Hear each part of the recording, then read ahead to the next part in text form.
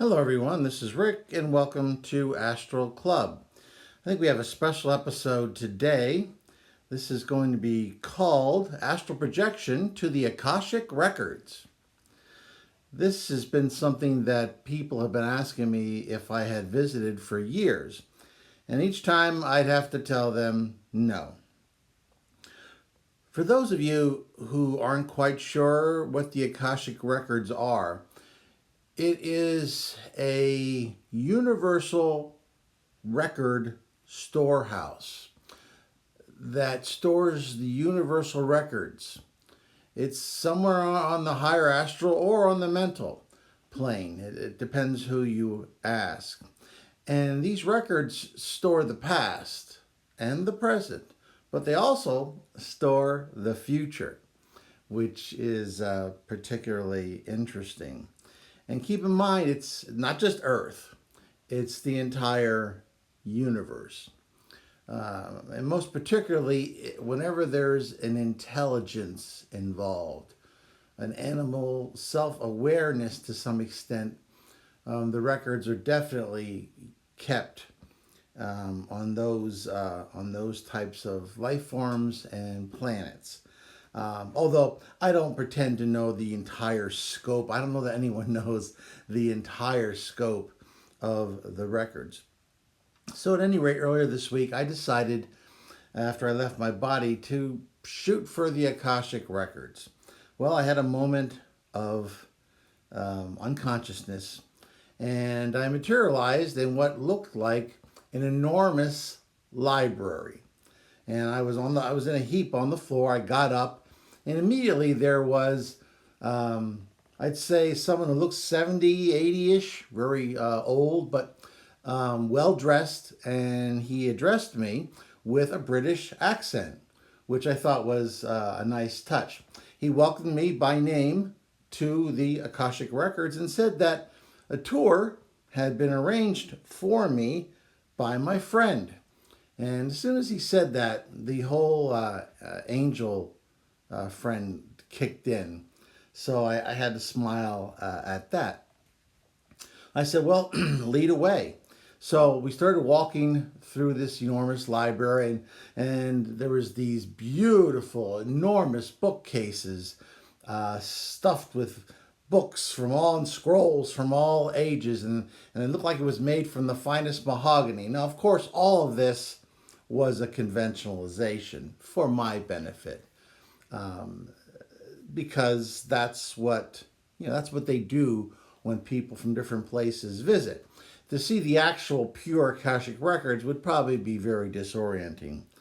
But one curious thing that I saw as I was walking along with my British guide was I looked up, and there was all of these computer punch cards flying about back and forth. And I asked my British guide, what's the deal with these punch cards? And he looked at me and he said, well, this is part of what you know to be a conventionalization. So we wanted to demonstrate, what you know as far as information storage. I said, wait a minute. I haven't seen a computer punch card in 40 of our Earth years. So he was puzzled for a second, and it looked like he was kind of looking something up in his mind. And then suddenly we had these gigantic billions and billions overhead of fiber optic filaments. And he said, well, is this a little bit more familiar as an information storage device? I said, well, you're a lot closer now, thanks. So I just accepted that. And we continued to walk, and he guided me around, and there was many different races that were there. I saw a few Earth people, but they seemed to come from a wide variety of eras on Earth. I asked him if he saw a lot of people from my time frame. He said there were some, but there was so many visitors from so many other planets that it was hard to actually keep track. And at the same time, I think he was kind of thinking that who cares? But I started thinking that, well, this is great, but can I access some of these records myself? He said, of course. He sat me down at this beautiful mahogany desk. I really love mahogany, so I think that's why they went there. And immediately there was this wide array of fiber optic filaments in front of me, all over the desk. Some thicker, some thinner. Some were actually looked like huge cables, while others looked like teeny little spider filaments. And I said, okay, thanks. How do I do this? He said, well, think exactly what you want to see, and then grab the filament that seems the best for you. So what came to mind is, okay, I'd like to see the development of intelligent life on an alien planet. And I reached out and I grabbed one of the filaments. Instantly, I found myself hovering above a shallow sea over this planet that had two moons in the sky. And there I saw some squid-like creatures. And they were under attack by this, I guess I could say maybe a barracuda type creature. It just seemed to be all teeth. And they had very little defense against this creature. And as the ages rolled by and I could see the evolution speeding up, gradually these octopus type creatures gained more intelligence. They became craftier. They were better at hiding. They would eventually grab shells and things that looked like coral and sharpen them, turn them into knives, so that when these creatures would appear to hunt them, they would group together and stab at these predators, and many times successfully fending them off. As the eons rolled by, they began to go upon the shore to lay their eggs. As the eons went by, the eggs became capable of going further and further away from the seabed and from onto dry land. The octopus went on to dry land as well. They started to develop limbs and a hard shell. Their civilization continued to develop, and they started establishing little colonies, and they built like little mud type huts in this marshy type area and had themselves a nice little primitive civilization, probably somewhere on par with Earth's simple Stone Age. And so I let go of that particular filament, and found that extremely interesting. Then I decided, okay, I want to see the formation of the solar system, of the solar system, our solar system. And immediately I saw this huge gas cloud that exploded. And as the eons rolled by, the sun took its shape, but the planets were extremely unfamiliar to me. Up close, there was these huge rocky planets that were circling the sun very close by. And then as I watched, Jupiter and then Saturn started heading inwards, closer and closer to the sun. And they caused an enormous gravitational disruption that threw many, broke up and then threw many of these huge rocky planets into the sun. And then after that happened, there was like a slingshot type of action that occurred, and Jupiter and Saturn headed back out again to the orbits where we now find them. I then saw that what was left coalesced into the familiar planets that we know today: Mercury, Venus, Earth. Early on, I saw Venus had oceans and simple life. Mars also had an ocean. And then, of course, the young Earth started developing as well. And that's when I stopped that particular experience and let that go. The next idea to pop into my head was to visit the Earth 500 million years ago. And I really wanted to be involved with this one. So it felt like I was suddenly walking on dry land that looked pretty dead to me and looking towards an ocean. So I started walking towards the ocean's edge, and on some rocks I saw moss type lichens stuck to them, right by the shore. And I actually walked for a bit and I saw a dead fish, which was very simplistic, a very, very primitive type fish, and a trilobite or two, which was very interesting. Those things went extinct a long time ago. I looked up in the sky, and the moon looked a lot larger in the sky than it does today. I knew that if I dove into the ocean, I probably could see a lot more life, but I kind of was interested in exploring some other things in the Akashic Library, and I didn't know how much longer this was going to last. So I let that fiber optic cable go, and I came back to the library again. I started thinking what I could do next. Out of nowhere, I started thinking about the Kennedy assassination. Now, I know that's been a big concern for a lot of folks over the years. I haven't really thought too much about it myself. I've always kind of thought it was just Oswald, and that there was just a lot of folks making up conspiracy stories because it seemed kind of fun for him and kind of neat, and I didn't really believe it. But I said, well, let me investigate the whole, John F. Kennedy assassination. I grabbed the fiber optic filament. Instantly, I was in this motel room. It was very humid. It was a very cheap type motel. And in that room, there were two men. One, I could tell his thoughts were he worked for the CIA, the Central Intelligence Agency. And then there was another gentleman there who I could tell was very powerful, but he didn't have a real good sense of morality. All he did was hunger for power. And I got the name Marcello.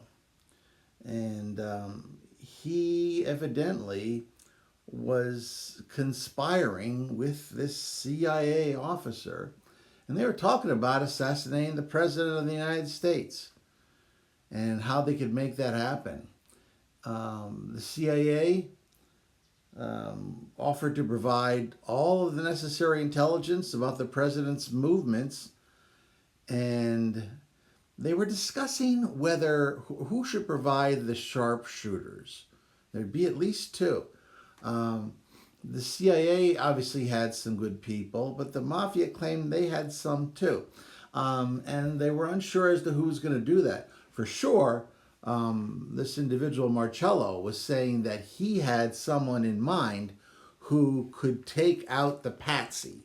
And that was the CIA's job, to find a patsy. And I think that's where Oswald came in. He was to be the fall guy. And the mob was to make sure that he didn't get a chance to talk.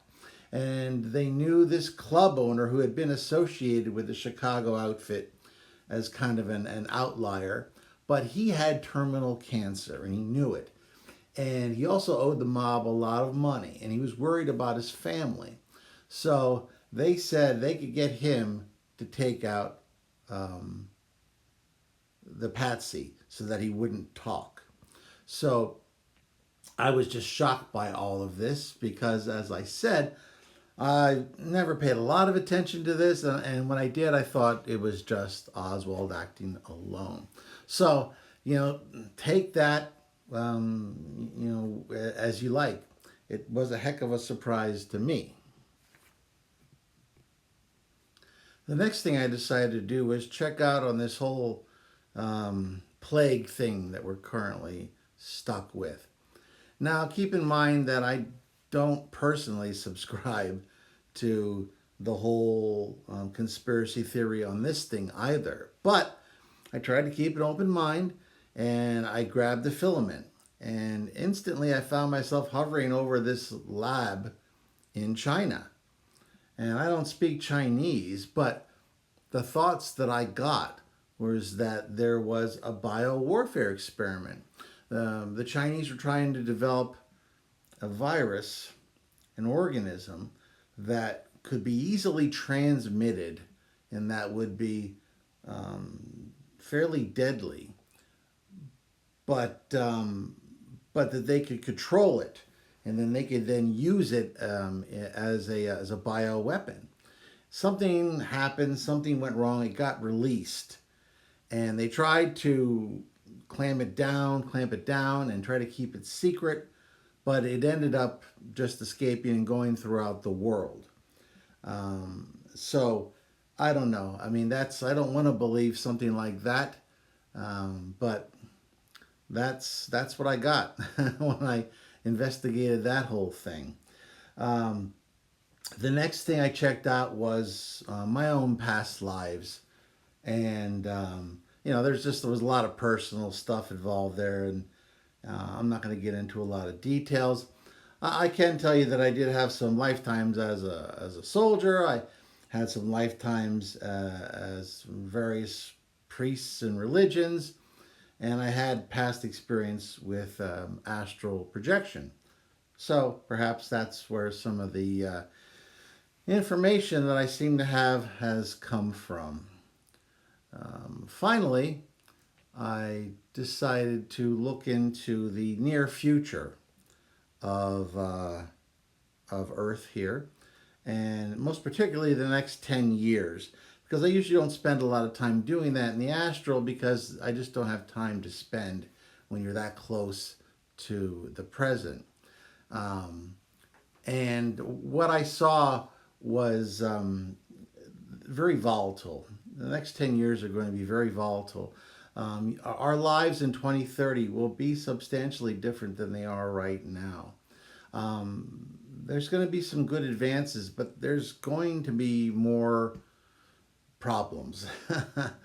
I can't get into specifics because I was told that I could share all I want about the past and alien planets, but I can't share the future because if I do, I'll be banned from ever going back to the Akashic Records, and I want to go back there. So I can only talk about generalities. There's going to be, more and fiercer storms. There's going to be more political unrest, and this really upset me. And there will be a vaccine or vaccines actually for this current plague. But one of the problems is going to be that a lot of people aren't going to take the vaccine. So it's going to hang around longer than it needs to. And it's going to continue to be a factor in our lives for a lot longer than we suspect. I know everybody is kind of thinking, and I was kind of thinking that, in 2021 we can all get vaccinated, this will go away, we can stop wearing masks. But that's not what I saw. So that's probably about all the details I can get into on this particular subject. I started feeling like I was going to be called back to my body, so I looked up and there was my British guide. And I asked him about the records. I said, how long have they been kept? And he told me that they'd always been kept. And then I tried to ask him, well, is our universe cyclic? Is this going to happen again and again? Because that was kind of a pet theory of mine.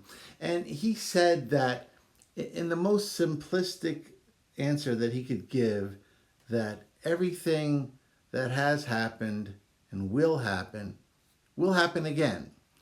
I tried to ask for some more details, but he said that it just wasn't possible at my level of intelligence to get into any further detail. After that he said, well, please don't be offended by that. Your friend told me that if I said that, you'd be offended. And I said, well, no, I'm not offended at all. He kind of smirked. And so we kind of left it at that. So that was my visit to the Akashic Records. It was certainly very illuminating. I'm glad I finally got there because it's been, like I said, it's been something that people have been asking me about and asking me about over the years, and I just never got there, just never thought about going. But I will go in again in the future because it was a very interesting resource, and it was a nice way to access information without having to go through a complete astral projection journey each time. So, it is pretty beneficial from that standpoint. And if you're an astral projector, I encourage you to go and see what you see. I imagine you'll probably see something a little different than what I saw because conventionalizations, they try to create what you expect to see, what you'll be comfortable with. So who knows? Maybe your Akashic Records will be a little bungalow at a beach somewhere in Bali. I don't know, with a computer screen. Who knows? At any rate, that was the trip. I hope you found it interesting. If you did, why don't you go ahead and like it, share it with those of like mind, subscribe if you haven't done so already. If you have subscribed, hit that bell button and leave me a comment or a question, and I'll do my best to answer it. And as always, I'm Rick, and I'll see you on the astral plane.